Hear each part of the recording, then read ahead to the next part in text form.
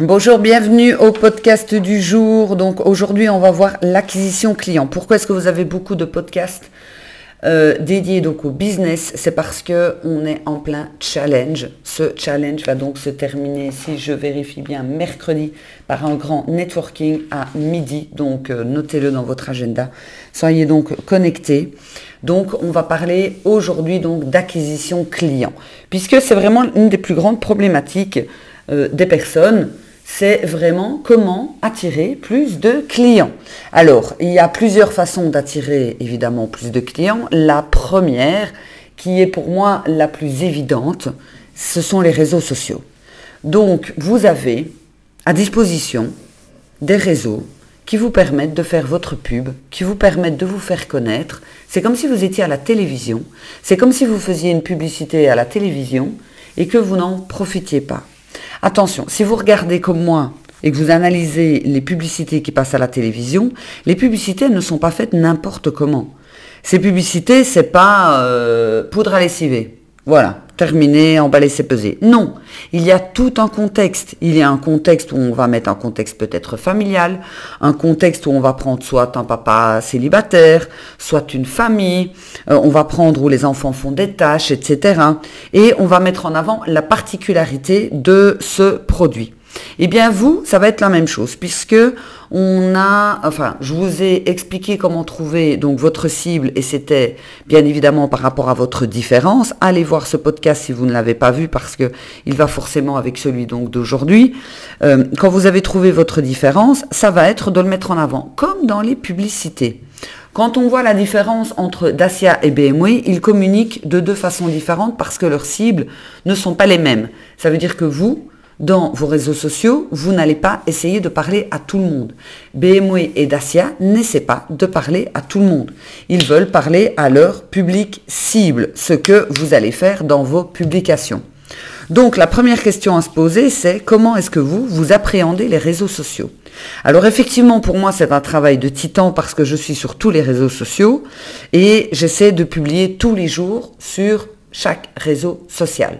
Bien évidemment, il y a certains réseaux où je vais programmer tout cela pour ne pas avoir tous les jours à me dire qu'est-ce que je vais publier, etc.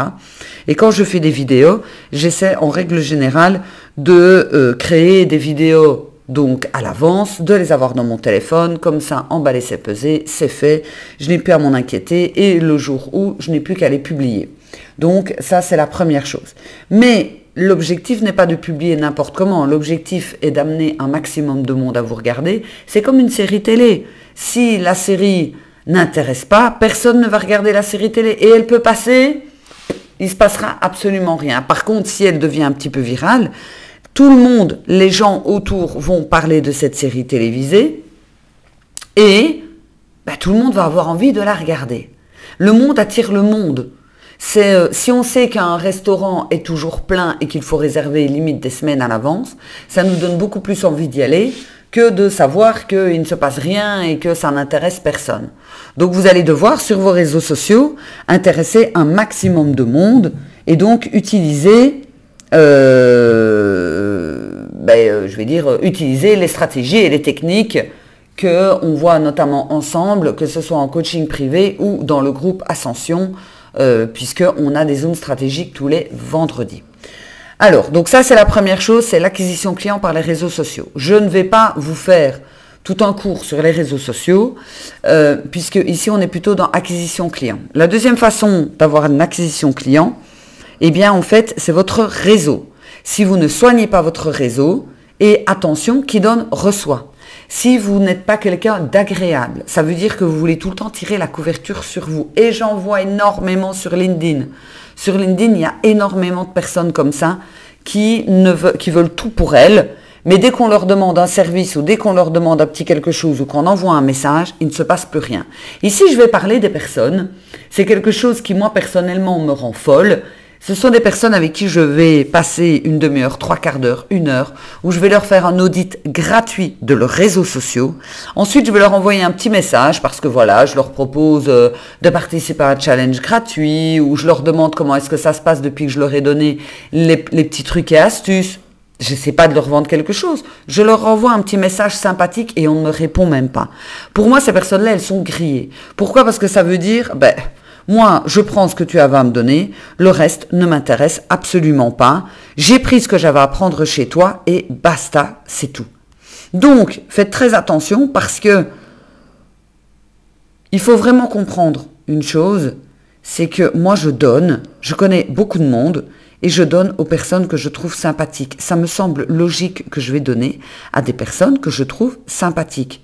Ça veut dire que si vous m'avez mis un vent, alors que je vous ai donné du contenu gratuit, j'ai passé du temps, je vous ai écouté, etc., et qu'après, vous ne me répondez même pas, après, moi, je fonctionne comme ça. Mais tout le monde a des biais cognitifs, et ça fait partie des biais cognitifs. Si vous êtes sympa, on va vous le rendre. Ça veut dire que dans cette façon de connecter avec vous, que je vous ai donné du contenu, j'ai appris à vous connaître aussi. Donc, si quelqu'un me demande un service, est-ce que tu ne connaîtrais pas quelqu'un qui ferait ça? Si c'est exactement ce que vous faites, mais qu'en fait, vous m'avez ghosté par la suite, eh bien, je ne vous donnerai pas ce client-là. Donc, ça veut bien dire que votre réseau pour l'acquisition client, c'est vraiment hyper important. Cette acquisition client passe par votre réseau. Et votre réseau, c'est être sympathique avec les gens. Alors, faut pas être faux cul non plus, faut quand même pas exagérer, mais un minimum. Ensuite, il y a encore autre chose que vous pouvez donc utiliser pour l'acquisition client, ce sont vos clients. Donc, vous pourriez très bien poser la question à vos clients, est-ce qu'il y a dans tes contacts, dans tes amis, dans tes clients à toi, des personnes qui auraient besoin de mes services? Est-ce que tu peux me donner, ne fût-ce que le nom, est-ce que je peux les appeler pour toi? Ça veut dire que si un client est content de votre prestation ou de votre service, il vous donnera beaucoup plus facilement le nom de quelqu'un à qui vous n'aurez plus qu'à prendre contact tout simplement. Ça fonctionne aussi très très bien parce que forcément quand vous allez dire « j'appelle de la part de X », on vous écoutera beaucoup plus que de dire « bonjour, je suis machin, je vous appelle », un petit peu comme vous arriviez, si vous arriviez comme un cheveu dans la soupe. Cette acquisition client, elle va aller aussi dans la prospection. Ne faites pas votre prospection n'importe comment. Notamment sur LinkedIn, je remarque de la prospection qui est faite n'importe comment. Comme j'invite énormément de personnes pour faire grandir ma communauté sur les réseaux sociaux et donc sur LinkedIn, à partir du moment où une personne accepte mon invitation, je reçois quasiment directement un long pavé avec des liens vers des sites, vers un appel, je fais ça, etc. La personne ne s'intéresse absolument pas à moi. On respire, on se calme, on n'est pas à ça pour le moment. Je vous ai invité, c'est pas pour ça que dans les 10 secondes, je vais dire oui, voilà, je vous ai invité parce que je voudrais avoir votre produit, votre service, etc. Vous vous tirez une balle dans le pied. Attendez un petit temps et envoyez un message sympathique. Créez du lien. Quand vous faites de la prospection, créez du lien. Soyez sympa. Arrêtez de vouloir vendre votre salade tout de suite. D'ailleurs, c'est comme si vous marchiez dans la rue et que il y avait une personne qui faisait du relooking. Elle arrive près de vous, elle dit, écoutez, votre jupe, c'est vraiment moche. Moi, je fais du relooking et je vous propose de vous faire du relooking pour un tarif de 100 €. Est-ce que vous allez prendre sa presta? Absolument pas. Donc, vous allez plutôt être sympathique et à force d'être sympathique, la personne, elle va vous faire confiance. Et là, vous allez pouvoir lui dire, écoute, moi, je fais des séances de relooking.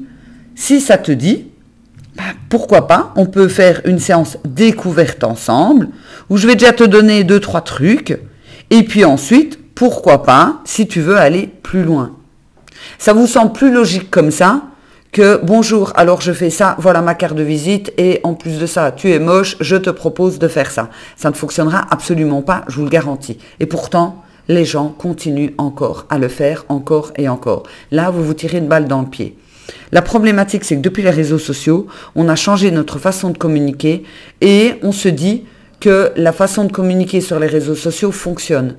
Or, on a complètement oublié que l'acquisition client, c'est la même chose que si vous êtes en networking, en face à face.